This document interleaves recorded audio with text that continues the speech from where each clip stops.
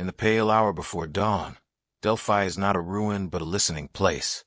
It is said that some places do not wake the way cities do, by noise, by smoke, by the busy opening of doors. Some places wake by becoming stiller, by drawing the world inward, by letting the first light arrive as if it were a prayer. You come along a narrow path of worn limestone, the stones smoothed by countless crossings. The air is cool enough to feel like water on the skin. Cypress shadows lean inward, tall and patient, as though they have stood here for centuries with the same instruction: guard what cannot be spoken. Beneath the silence, each step becomes an echo stepping into itself. And as you walk, a question begins to form, not like a thought, but like a presence. What does a mountain remember when thousands come to ask it for truth? Whispers tell us that Delphi once held the center of the world, not because it was large or rich or loud, but because it listened, because people arrived here with trembling questions held carefully inside their ribs. Kings, travelers, the grieving, the hopeful, those who had nowhere else to place their uncertainty. The path drifts toward Apollo's precinct, yet it moves slowly, like breath through a veil. Even the ruins seem to keep their voices low. The polygonal walls rise beside you, stones fitted with a strange intimacy, each block pressed against the next as if the earth itself chose the shape. You run your gaze along the seams and see dust settled in the joints like time asleep. Where memory fades, offerings remain.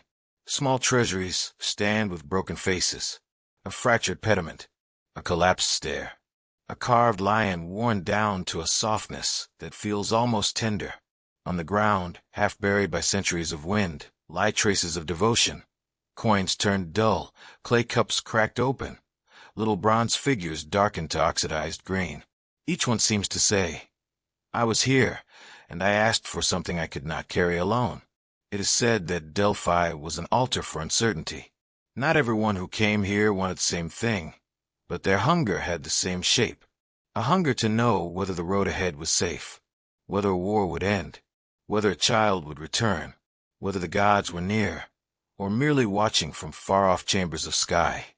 And somewhere deeper within the sanctuary, behind stone and ritual, behind gates that narrowed like a throat, there was the oracle, not a spectacle, not as thunder, as a hush, as an unseen chamber where laurel-scented air lingered like a sealed secret, as a threshold where the human voice was said to change, as if it had wandered too close to something older than language. Some believe the oracle sat upon a tripod, above a fissure in the earth.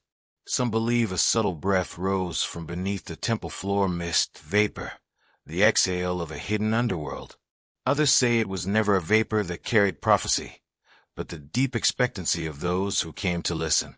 A sacred attention so intense it turned ordinary words into omen. It is said the earth spoke. Whispers tell us the priests interpreted. Beneath the silence, the answer was shaped. And here, the contradiction begins to glow faintly, like a lantern deep in a corridor. Delphi guided empires, yet it spoke in riddles. A prophecy might arrive wrapped in ambiguity, its edges blurred like moonlight through fog. A sentence that could be read forward or backward. A warning that could become a promise. A promise that could become a trap. Kings left Delphi, believing the gods were with them, only to watch their banners fall like broken wings. Others arrived with defeat already folded inside them, and walked away feeling strangely comforted, as if even loss had been named in advance. And then there is the other contradiction, quieter still, that the oracle's words were not always preserved as they were spoken. Some were withheld, some were edited, some were remembered differently, depending on who survived to tell them. The truth here was never a single stone. It was a shifting pattern of echoes, repeated in courts, rewritten in songs, carried across seas, then returned altered, like a message passed through too many hands. Symbols drift through the story like sacred dust. The laurel leaf, trembling. The tripod, waiting in the dark. The fissure, a seam in the world. The smoke, turning language into spiral. And behind them all, the mountain, vast, unmoving, patient as a god that does not speak aloud. If you pause beside the broken columns, you can feel it, the sensation that Delphi is still listening. Not for questions this time, but for the way the wind moves through stone, for the way dawn unfolds over terraces and treasuries, soft as breath, for the way silence contains more than it reveals. Marked by the moon, the ruins hold their own kind of speech, one that does not insist on meaning, only presence. And as the first light strengthens, something gentle and melancholy settles into the heart. The sense that the oracle was never meant to solve the world. Perhaps she was meant to soften it, to teach those who came here that certainty is not always holy, and that sometimes the most sacred answer is the one that does not arrive all at once. It is said the wind still moves through Delphi, as if rehearsing a forgotten sentence, not to complete it, not to explain it, only to remind us that some voices do not command, they echo. And some truths are not given like stones placed in the hand. They are felt, quietly, in the spaces between words. Perhaps it was never meant to be found. Perhaps Delphi did not give answers at all. Perhaps it taught the art of listening to silence, until the listener, at last, becomes still enough to hear their own breath, and drift gently into the dreaming dark. It is said that the first gate to the unseen is not made of bronze, nor guarded by spears. It is said it is smaller than a fingertip, lighter than a breath, and more powerful than a crown. In the deep hush of night, when even the stones seem to sleep, there is a single laurel leaf, moonlit, trembling against the dark air. It hangs as if the world has paused to watch it. Its edges catch the pale silver of the sky, and for a moment it looks star-marked, as though the heavens have pressed a secret into its veins. Whispers tell us the laurel carried more than scent. It carried permission. Not permission written in ink. No scroll could hold such a thing. But permission felt in the body, like a door unlocking somewhere behind the ribs. Permission to step beyond the ordinary. Permission to enter the chamber, where questions become offerings, and answers arrive wearing veils. Beneath the silence, Delphi draws inward. The sanctuary is dim. The paths empty. The cypress shadows long and watchful. The world above, the wide world of marketplaces and arguments, of horses and banners, feels distant now, muffled, as if covered in cloth. Here, the air itself seems to speak softly, and even the wind moves with careful hands. Some believe the ritual begins long before any words are spoken.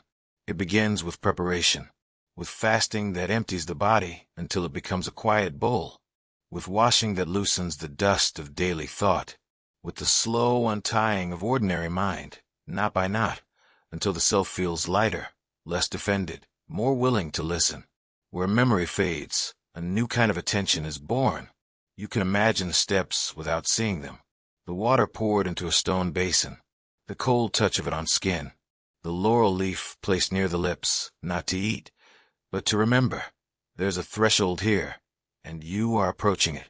The incense lit, not to impress, but to soften the edges of the world. And then the chamber, not a stage, not a spectacle, a womb of stone. The inner room is carved with time, damp and ancient, its walls rounded by centuries of breath. In this place, sound behaves differently. It does not travel quickly. It settles. It waits. Torchlight trembles across the rock like a living thing, and dust drifts in slow spirals, as if the air is dreaming. It is said the oracle, Pythia, entered not as a goddess, but as a human silhouette, not a legend carved in marble, not a myth dressed in gold, a presence behind a veil, a figure seated near the tripod, where the earth beneath is said to hold a hidden seam. Some believe there was a fissure, a subtle opening in the stone floor, and that from it came a sacred vapor, warm, mineral, faint as a sigh. Others believe the vapor was only a story people needed, a way to explain the feeling that the room itself could change the shape of a voice. Beneath the silence, warmth rises, not the harsh warmth of flame, but the patient warmth of the earth remembering its own depth. There's a faint trembling, some say, under the tripod, a quiet vibration that makes the air feel thicker, as if the unseen has stepped closer. The laurel scent mixes with smoke. The chamber becomes a threshold within a threshold, and the breath of the oracle changes rhythm. Slow at first, then unfamiliar, as if another tide has entered her lungs. Whispers tell us the chanting began softly. Priests beyond the veil, voices low and measured, like a river you hear but cannot see. Their words were not the prophecy. They were the frame around it, the cradle, the careful hands shaping a moment that might otherwise slip away unheld. And here, the contradiction glimmers, gentle, yet impossible to ignore. If the message comes from a god, why does it require human hands to carry it? If Apollo speaks, why must priests gather the fragments and arrange them into sentences? It is said some prophecies arrived with startling clarity, clean as a blade, bright as a morning star. A single phrase that seemed to split the future open and show the road.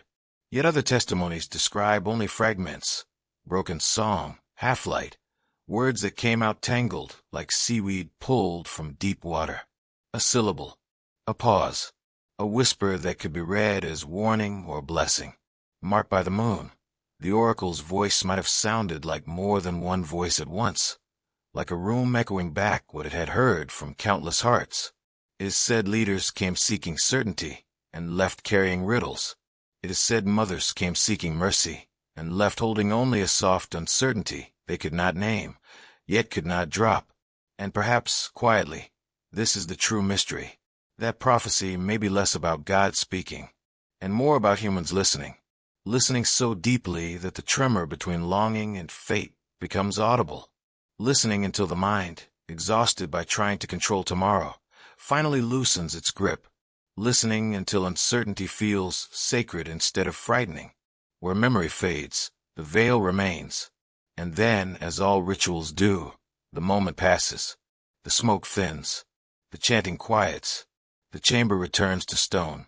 The world above waits, unchanged, with its roads and wars and harvests. The laurel leaf, once moonlit, trembling with permission, lies on the altar now, dry and brittle at the edges. A small thing, a fragile thing, as if even sacred breath must eventually return to dust. It is said the leaf carried more than scent, and yet it could not carry forever. Perhaps the oracle's words were never meant to be held like treasure.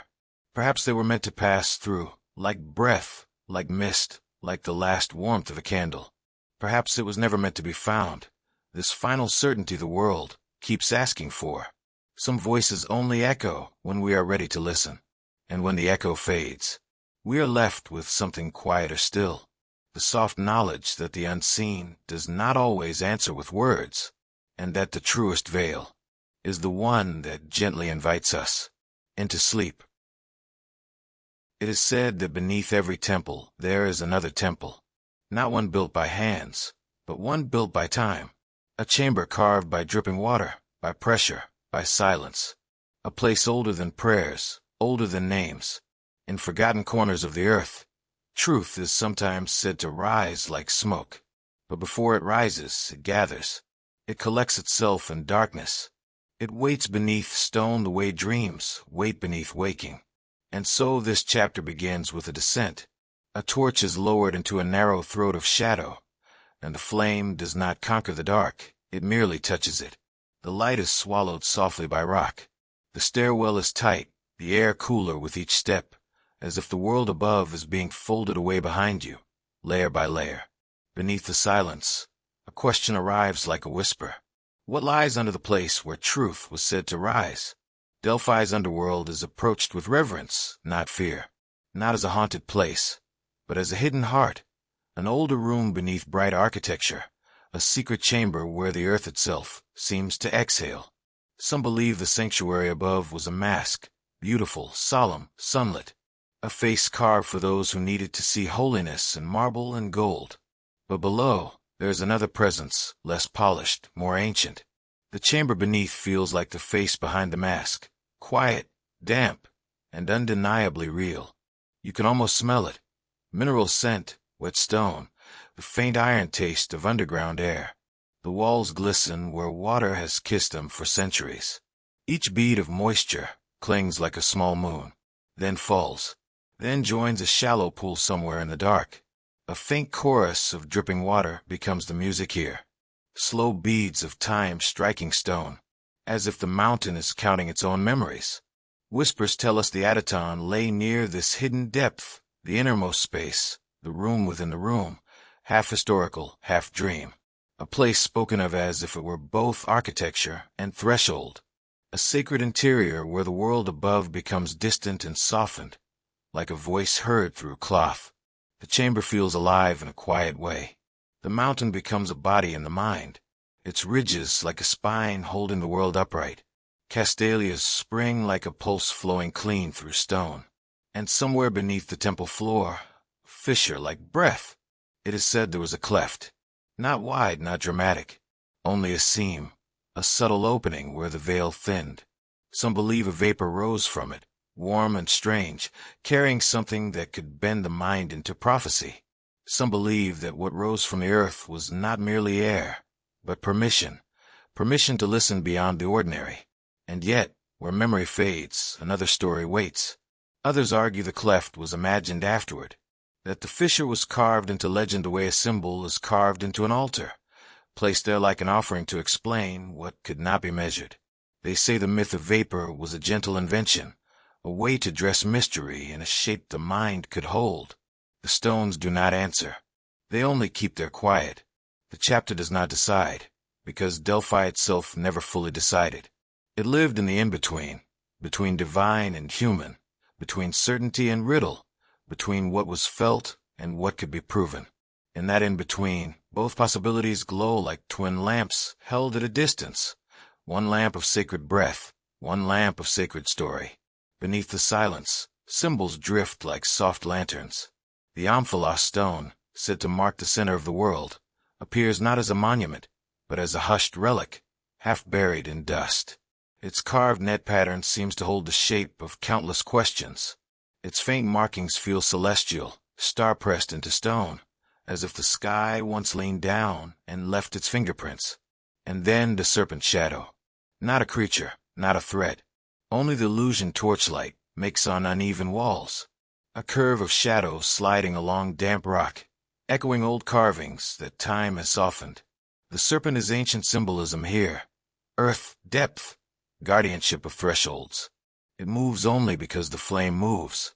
Yet the mind, half dreaming, wonders if the mountain is watching.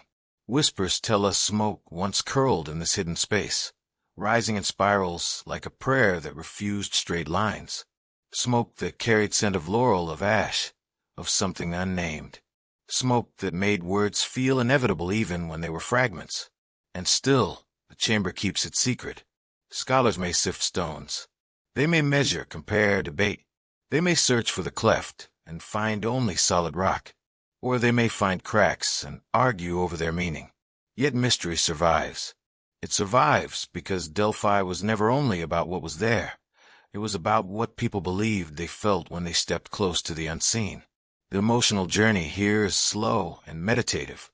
It invites you to feel the comfort of uncertainty, not as lack, but as sacred space, as a quiet room where the mind can rest from needing to know. And then, gently, the return begins. You climb the narrow passage again. The torchlight follows you upward like a small obedient star. The air grows lighter.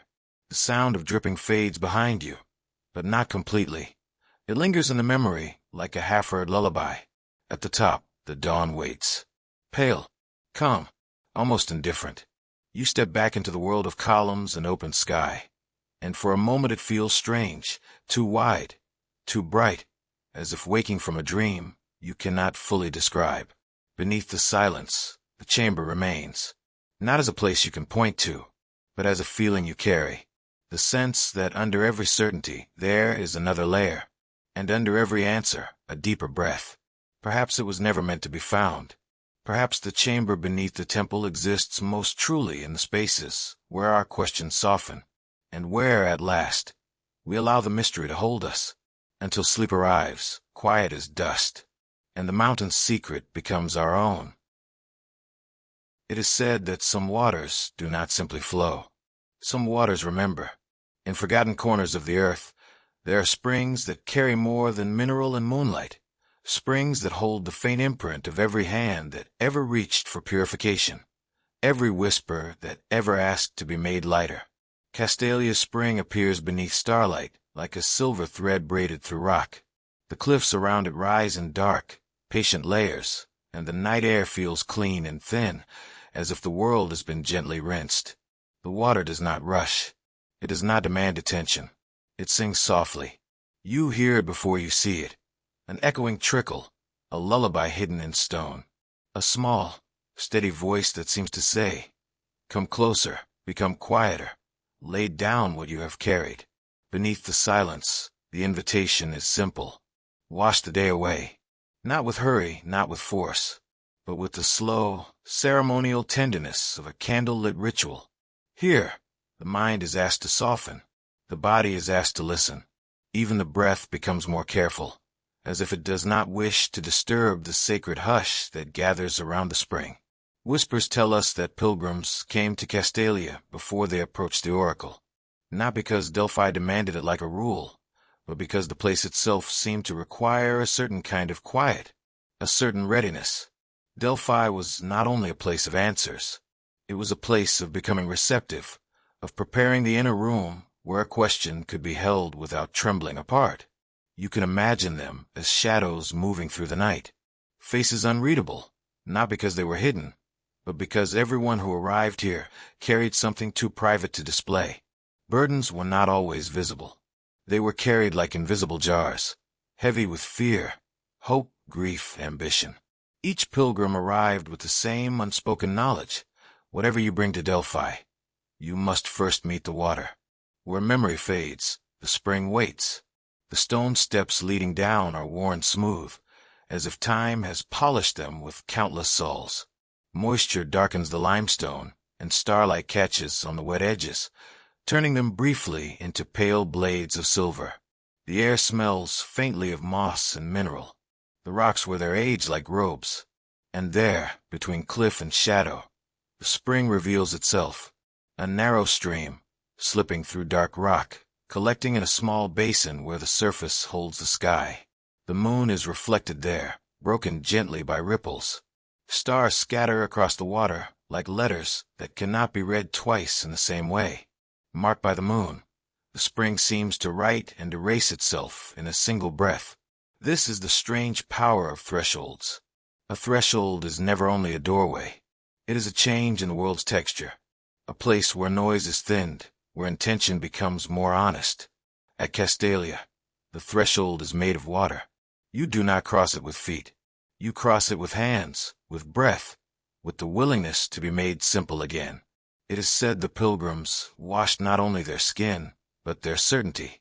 They dipped fingers into the cold, and the cold reminded them they were alive, fragile, temporary, human. They let the water touch their wrists, their foreheads, and something inside them loosened. Not solved, not answered, only loosened, like a knot being untied in the dark. And yet, beneath the calm, another truth stirs. Deep exploration is not always a journey toward purity. Sometimes it is a journey toward convenient forgetting. If the spring purified, what did it also erase? What words were washed from memory? Words too sharp, too questioning, too dangerous to carry into the temple. What doubts softened into devotion, not because the doubt was false, but because doubt is heavy, and people come to sacred places wanting to feel lighter. Whispers tell us ritual is a gentle kind of guidance. It does not shout. It does not forbid. It simply leads the body through motions that make certain thoughts dissolve like ink in water. A hand dips into the basin. A breath slows. A mind becomes quiet enough to accept mystery without resistance. The spring's echo becomes a metaphor for prophecy itself. Sound returns altered, beautiful, and complete. A whispered question becomes a ripple, and the ripple returns to you as something softened, no longer a demand for certainty, but a willingness to live with the unknown. Perhaps this is why Delphi worked as it did, not because it delivered perfect answers, but because it changed the listener. Where memory fades, the water keeps moving. It carries away dust. It carries away fragments of yesterday. It carries away the sharp edge of insistence. The surface of the spring reflects the stars, then breaks them into scattered light, then gathers them again, over and over, like fate repeating its gentle lesson.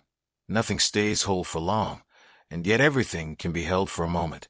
And then, slowly, the chapter closes. Hands lift from the water, dripping. Each droplet catches the moonlight before falling back, as if the night itself is returning to the spring. The hands, whether seen or only imagined, carry away something sacred but unnamed. Not a message, not a certainty, only a quiet change, like a softened veil settling over the heart. Perhaps it was never meant to be found. The final truth, the final answer. Some voices only echo when we are ready to listen. And Castalia still flows, even now, in the dark. A silver thread through stone. A lullaby beneath the cliffs. The old questions arrive again and again, but the mouths that once spoke them are gone. Only the water remains, remembering, and singing softly, as sleep draws near. It is said that history begins the way a dream begins. Not with a trumpet, not with a command, but with something small unfurling in the dark. A scroll unrolls in dim firelight. Its edges crumble as if they have been waiting a long time to exhale. The ink upon it is faded, not erased, but softened, like a name you almost remember when waking, then lose again as morning brightens. Beneath the silence, the question arrives, delicate as ash settling on stone. Which Delphi is real? The Delphi of broken columns and dust, or the Delphi carried through stories, polished by mouths, warmed by repetition, reshaped until it becomes something almost like certainty? Whispers tell us that the oracle's words were once a living thing, not fixed, not nailed down like a sign above a doorway. They were more like mist, present, then gone, leaving only a dampness on the mind, a sentence that clung to the heart and then slipped away when you tried to hold it too tightly. And yet, people tried. They tried with parchment, with tablets, with memories sharpened like a blade. They tried with scribes and priests and poets. They tried with the quiet hunger of those who fear that if a word is not recorded, it will vanish forever. Where memory fades, the hand reaches for ink. The chapter moves like a slow procession through a corridor of time. Torches flicker. Shelves appear in shadow, scroll tubes, wax seals, clay tablets stacked like sleeping stones. The air smells of smoke and dust and old oil, and somewhere beyond the shelves, Delphi itself seems to breathe. Faint, distant, unreachable. We glimpse Herodotus and Plutarch as distant lanterns in this corridor, not as lecturers, but as listeners, not as men who claim to own the truth, but as hands trying to catch water. They lean over the world's fragments and hold them carefully, knowing each fragment will change shape the moment it touches language. It is said they wrote not to trap the oracle's voice, but to honor the echo. And yet, even honor can reshape. A riddle is spoken once, and it becomes a quote. A quote is repeated, and it becomes a slogan. A slogan is carried into battle, into courts, into councils, and slowly it becomes certainty. Beneath the silence, you can feel how this happens. It is not a conspiracy. It is a human instinct, gentle, persistent, almost tender. The mind longs for solid ground. The heart longs for a sentence it can stand on without trembling. So the oracle's mist is gathered into jars. A priest interprets, carefully, reverently, yet interpretation is already a kind of shaping. A city-state pays for consultation, and the payment becomes part of the air around the answer. A leader listens not only for what is said, but for what he already wishes to hear. This is the sacred contradiction. People came for truth, yet truth arrived filtered through desire, not because Delphi was cruel, but because humans are thirsty, and thirst changes the taste of water. Whispers tell us that sometimes the words were withheld, sometimes delayed, sometimes trimmed like a wick to keep the flame from flaring too high. A sealed tablet appears in the mind's eye, wax stamped with a star mark, cord tied tight. A quiet edit, line scraped away until only ghost text remains. A phrase softened, a warning turned into something more acceptable. An answer made safer for those who could not bear its sharpness. And there, on a low altar, offerings gleam, faded copper bowls, oxidized bronze figurines, carved stones catching firelight like trapped sunsets. They look holy, and yet, in the hush, they also resemble bribes dressed in ceremonial clothing. The chapter does not accuse. It observes softly, the way moonlight reveals uneven stone without judging it. It is said that in sacred places, even politics can wear a robe. Even ambition can speak in whispers. Where memory fades, power fills the gaps. And still the oracle endures, not as a clear voice, but as an echo that refuses to settle into one single meaning. Perhaps this is why Delphi survived so long in the human imagination, because it offered something spacious, because it did not trap life inside a neat sentence, because it kept a veil between the question and the answer, so the listener would have room to become. A carved inscription appears on a wall, half-worn, half-readable. The letters hold fast in some places, dissolve in others. Time has edited it without intention. Wind has corrected it into silence. And so the emotional arc shifts slowly, from curiosity into wistful sorrow. The feeling that history is not only what happened, but what was allowed to be remembered, what was copied and recopied until it looked official, what was told to children until it sounded inevitable, what was sung until it became true in the way songs become true, not by proof, but by repetition. Beneath the silence, the scroll curls inward again. The firelight dims. Dust drifts like slow snow. The parchment rolls itself closed, as if protecting its remaining secrets from the blunt hands of certainty. It rests there, quiet and brittle, holding both truth and longing in the same fragile coil. And in the final hush, calm acceptance settles over the listener. Perhaps Delphi's greatest message was not an answer at all. Perhaps it was a warning, gentle, beautiful, and difficult to resist. That answers can be made, softly, skillfully, out of human longing. Perhaps it was never meant to be found, the perfect version, untouched by hands. Some voices only echo when we are ready to listen. And as the scroll sleeps in its dust, the night deepens, and the mind loosens its grip, letting the story remain a story, letting the mystery keep its veil, until sleep arrives, quiet as fading ink. It is said that fate does not always arrive as a storm.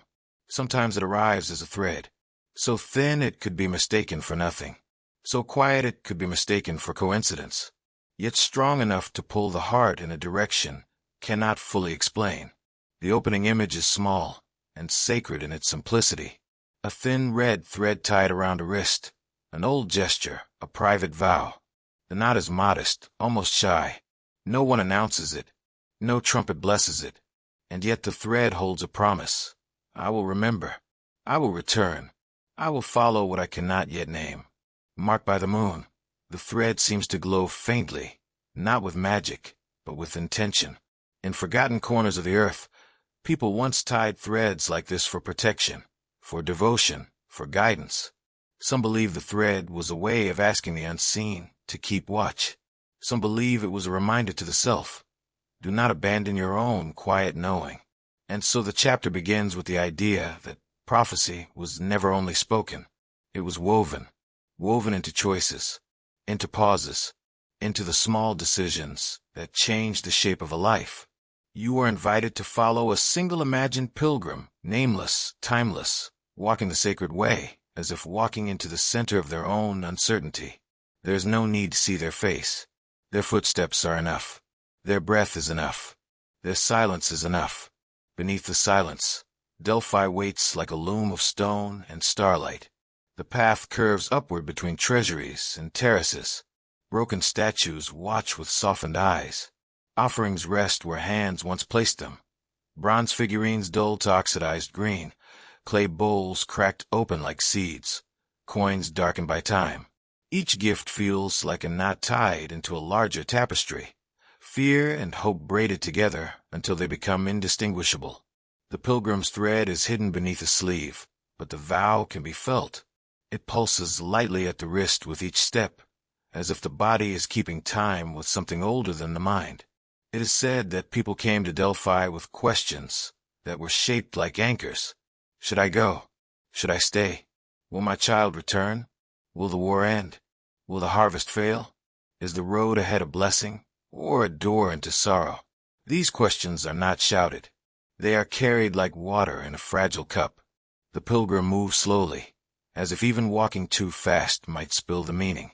Whispers tell us that when the oracle answered, it was not thunder. It was a gentle pull, a subtle tightening of the thread, a phrase offered like mist, beautiful, ambiguous, impossible to grasp with certainty, yet impossible to ignore. The answer arrives not as command, but as invitation, not as a sealed map, but as a veil held briefly aside.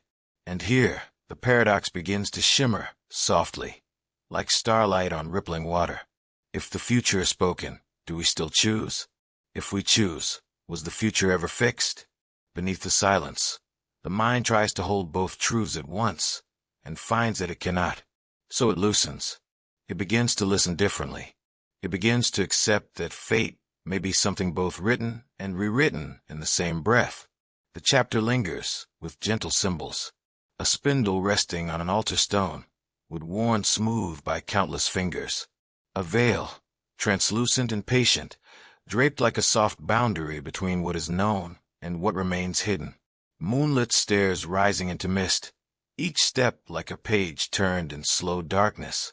Delphi becomes not only a place, but a method of thinking, a sacred practice of living with uncertainty. And in the background, historical contradiction drifts in like incense smoke. Stories where Delphi saved cities, warnings given in time, choices made wisely, lives spared. And stories where Delphi led them into ruin, prophecies interpreted as permission for pride, armies marching toward disaster, grief later called destiny. Both outcomes were held up as proof of divine wisdom.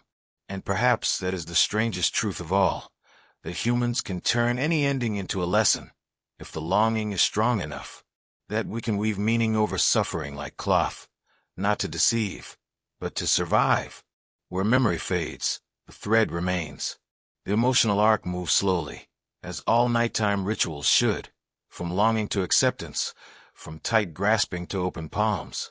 The pilgrim's hand, once clenched around the need to know, begins to soften. The shoulders lower. The breath becomes quieter, not because everything is solved, but because the soul grows tired of wrestling the dark. It is said that the sacred does not command us. It invites. It draws a line of thread through the fog and asks only that we notice it, that we follow with humility, that we listen more deeply to our own silence. And so the chapter closes on the simplest image again. The thread loosens, not breaking, not snapping, simply resting, light as a whisper on an open palm. Dust settles over the fibers like slow snowfall. The knot remains, but it no longer feels like a bind. It feels like a gentle reminder. You are not required to hold the future with force. Perhaps it was never meant to be held at all. Some voices only echo when we are ready to listen. And when the echo fades, what remains is not emptiness, but the quiet relief of letting the thread lie still. As sleep approaches, soft and certain, in the only way mystery can be. It is said that the most powerful footsteps are the ones that hesitate, not because they are weak, but because they stand at a gate where no crown can enter untouched. Before dawn, Delphi is wrapped in a deep hush. The terraces are pale shapes beneath the moon, and the cypress trees hold their shadows like secrets. The stone path is cool, dusted with fine grit that remembers every passing. You can hear the sanctuary before you can see it, not with sound, but with a feeling, as if the air itself has lowered its voice. And then, at the gate, footsteps pause. A figure approaches wrapped in plain cloth. No gold rings catch the light. No embroidered hems announce a name. The fabric is humble, undyed, ordinary as bread. Yet the shadow is heavy. It stretches across the stones with the weight of crown and consequence, the invisible burden of a life that commands others to move, to bow, to obey. Here, at Delphi's threshold, that shadow lingers, as if unsure whether it is welcome. Beneath the silence, a hushed question rises. When power kneels, what does it hope to steal from the sacred? Whispers tell us that kings came in disguise not because they feared the gods, but because they feared being seen as human. A ruler's question is never only a question. It is a lever. It is a blade. It is a future held hostage by a single phrase. And Delphi, with its oracle and its riddling breath, was the one place where even rulers could not command an answer into existence. So they came quietly, wrapped in plain cloth, hiding the crown beneath the veil of anonymity. Yet Delphi, even in its calm, held a political heart beating beneath the marble. The sanctuary was not only a place of devotion, it was a crossroads of influence. It drew city-states the way starlight draws the eye, each one arriving with gifts that glittered like control constellations, gold bowls, carved statues, bronze tripods, treasuries built not only from reverence, but from rivalry, stone arguments displayed in the open air. One treasury faced another like a silent challenge, one offering outshone the next like a warning. It is said that wealth became a kind of language here, a way of speaking without words. Beneath the silence, prayers arrived that sounded like strategy. City-states approached as worshippers and negotiators. Leaders carried petitions in their hearts. Yet those petitions were also calculations. Where should the army march? Which alliance will hold? Which border will break? Which name will survive history's fire? And at the center of it all, the oracle waited. Not a spectacle, but as a mirror. She reflected back what leaders feared most, the uncertainty they could not command. Some believe that is why Delphi was so powerful, not because it gave clear instructions, but because it revealed the limits of control. A king could bend men, he could bend laws, he could bend the shape of a city, but he could not bend the future into a single obedient line. Whispers tell us that in colonnaded shade, conversations unfolded like smoke. Quiet, measured, careful. The priests understood the weight of a phrase. They understood how one word could ignite a war, how one pause could shift an empire. Their silence was not emptiness. It was a form of power, a restraint that made every syllable feel like it had been chosen by something beyond the human tongue. And here, the soft contradiction glimmers like moonlight on uneven stone. Delphi was revered as above human conflict, yet it stood at the center of human conflict's crossroads. It is said that certain answers were delayed, not denied, delayed, held behind sealed doors, kept in a shadowed chamber until the right hands were ready to receive them, shaped gently by interpretation, wrapped in ambiguity like fabric around a fragile object. Some messages were withheld, not because the oracle refused to speak, but because speech itself could be dangerous.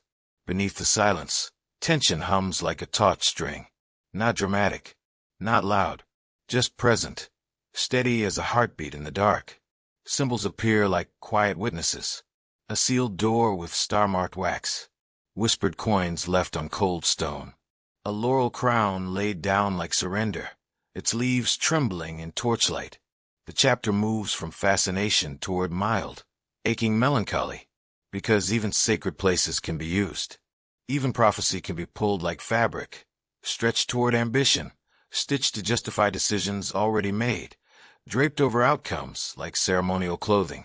The oracle becomes not only a voice of the gods, but a surface upon which humans project what they cannot bear to carry alone. And yet, there's a mercy hidden in Delphi's imperfection. Perhaps Delphi endured not because it was pure, but because it was human, holy and imperfect, luminous and shadowed, like the moon itself, bright enough to guide, dim enough to leave mystery intact. When kings came in disguise, they were not only seeking power over tomorrow, they were seeking relief from the loneliness of command, from the weight of choices that cannot be undone, from the terrible knowledge that even a crown cannot silence uncertainty. Where memory fades, the plain cloth remains, a simple rap at the gate, a small act of humility, a moment when power pauses, and the sacred does not punish, only listens. Perhaps it was never meant to be found, this perfect separation between holiness and human desire. Some voices only echo when we are ready to listen. And as the moon hangs above Delphi, and fog gathers gently among broken columns, the sanctuary holds its quiet truth, that even kings must kneel to mystery, and even mystery, in its soft patience, will not fully belong to anyone. It is said that silence does not arrive all at once. It arrives the way evening arrives, slowly, gently, almost kindly, until you look up and realize the light has changed. The opening image is a cold altar at dusk, unattended. No hands lift a bowl. No flame answers the wind. The stone is cool to the eye, and cooler still in the imagination, an altar that once carried the warmth of offerings, now holding only dust and shadow. A few laurel leaves lie scattered across it, dry and curled at the edges, like words that have forgotten how to remain green. Beneath the silence, the absence feels like a presence of its own. The oracle's chamber is still. The Ataton waits without breath, and questions continue to arrive, but there's no one to hold them. Whispers tell us that Delphi did not fall the way cities fall. There was no single thunderclap, no dramatic ending written in smoke across the sky. Delphi faded. It dimmed. It withdrew into itself like a candle allowed to finish its own breath. One day the laurel was fresh. Another day it was not. One day footsteps crowded the sacred way. Another day stones heard only wind. The chapter moves gently through time, as if time itself has softened. Roads shift. Borders change hands. New faiths rise like dawn in other valleys. Empires speak different languages in the same corridors where older tongues once echoed. Names replace names. Symbols replace symbols. The world does what it always does. It turns, it forgets. It chooses new thresholds. And yet Delphi remains. Stone on mountain. Ruin on ruin. A sacred shape that refuses to vanish completely, but it begins to feel more like an echo than a voice. Where memory fades, a place becomes a rumor of itself. The treasuries still stand in broken dignity, their offerings long removed or turned to dull relics. The polygonal walls keep their ancient fit, as if they are proud of their endurance. The spring still runs, silver and patient, braiding through rock. And still the oracle is silent.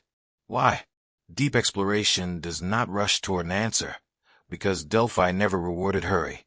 It sits with uncertainty, allowing it to glow quietly in the dark like coals that do not burn the hand. Some believe politics tightened around the sanctuary like a net. That influence became heavier, that wars and shifting powers pulled the sacred into their own hunger until the holy grew tired. Some believe devotion thinned, not from disrespect, but from distance. People simply began to seek comfort elsewhere, turning their faces toward newer gods, newer promises, newer languages. Some believe the earth changed its hidden breath, that the fissure below the temple, whether real or myth, grew quiet, that the subtle warmth and vapor, the trembling beneath the tripod, faded as the mountain settled deeper into its own silence. Or perhaps it was simply time. The slow turning of human attention away from old thresholds. The way children stop believing in a bedtime story, not because the story is false, but because their minds become crowded with other things. Marked by the moon, Delphi continues to endure, but the rituals become thinner, more occasional, like a song sung less often until only the melody remains, and then only the memory of melody.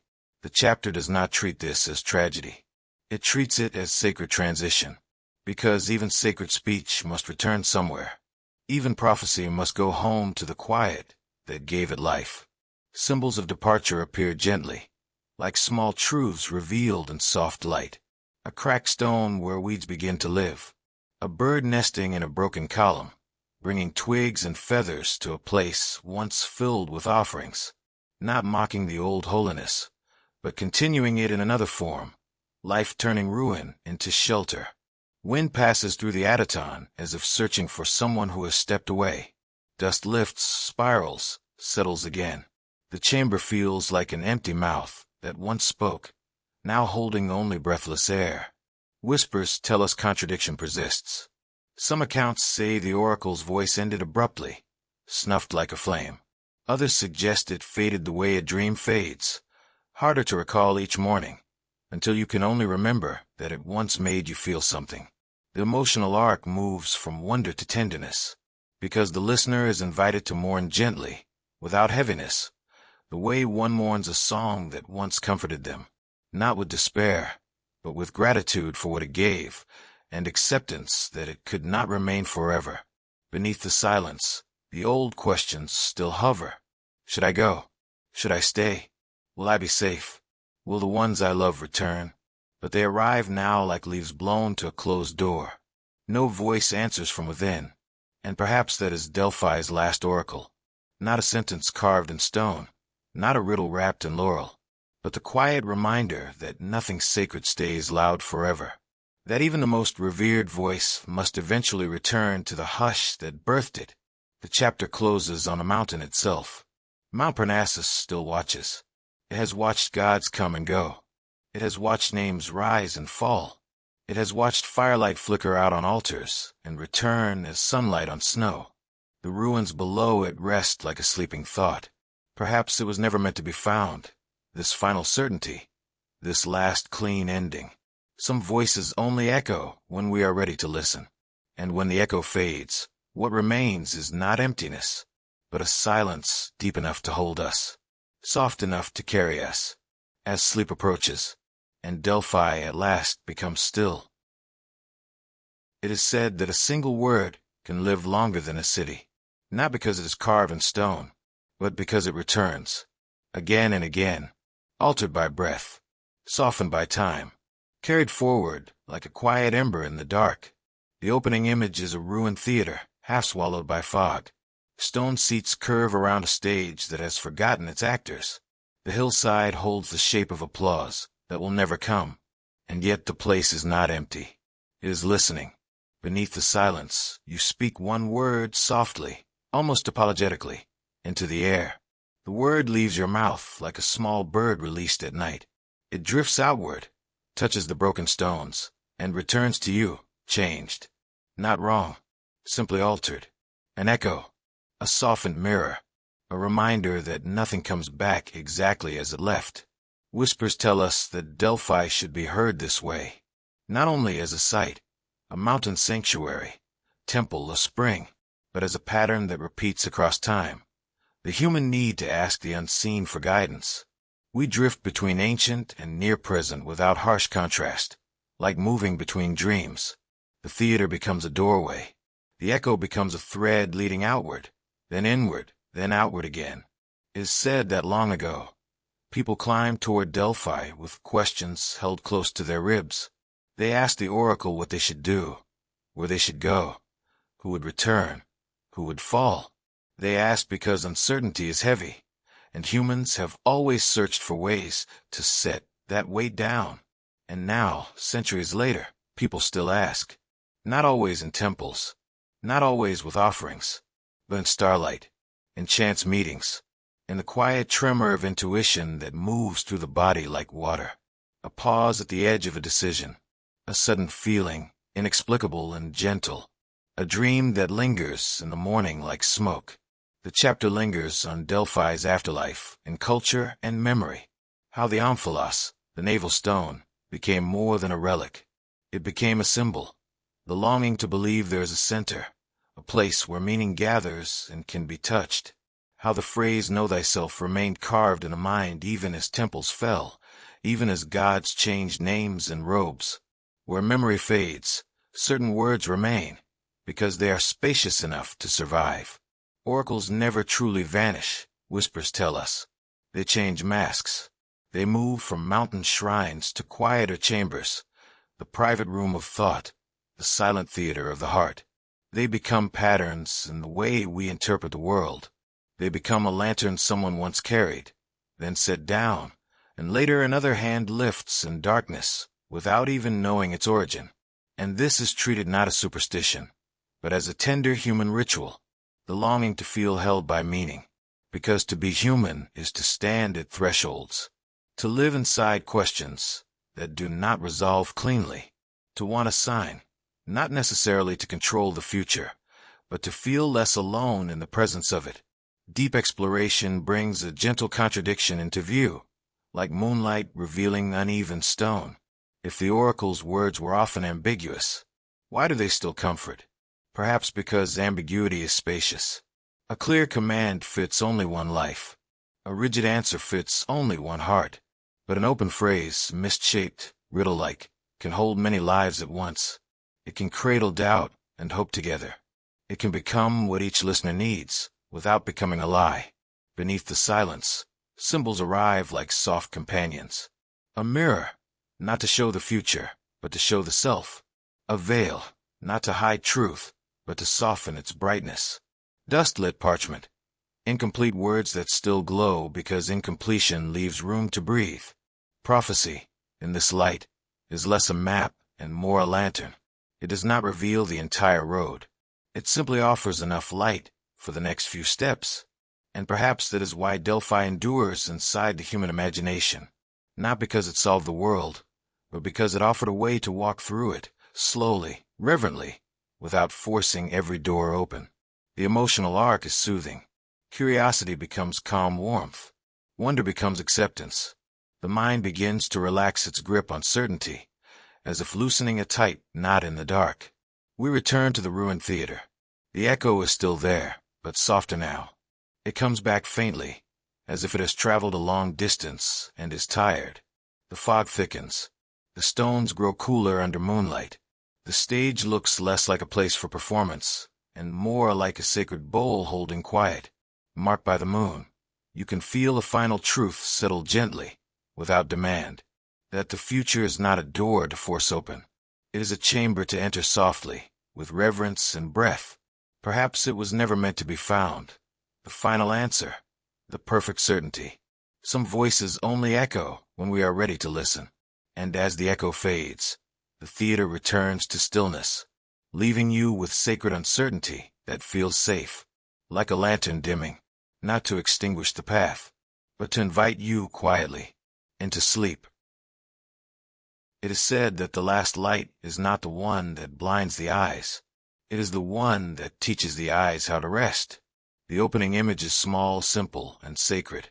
A lamp held in two hands, flame steady, night wide around it. The darkness does not feel threatening. It feels spacious, like a quiet room prepared for sleep. Dust floats through the lamp's glow like slow stars, and the air carries the faint scent of oil and time. Beneath the silence, a final question arrives. If Delphi is silent, where do the answers go?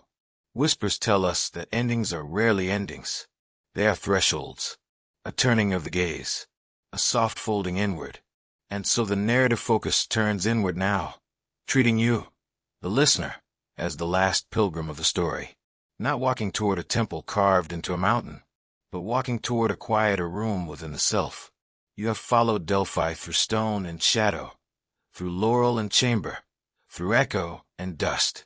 You have stood at gates, descended into darkness, listened to water remember, watched the oracle's voice fade into silence. Now, in the gentlest closing, Delphi becomes something else. Not a place on a map, a landscape within.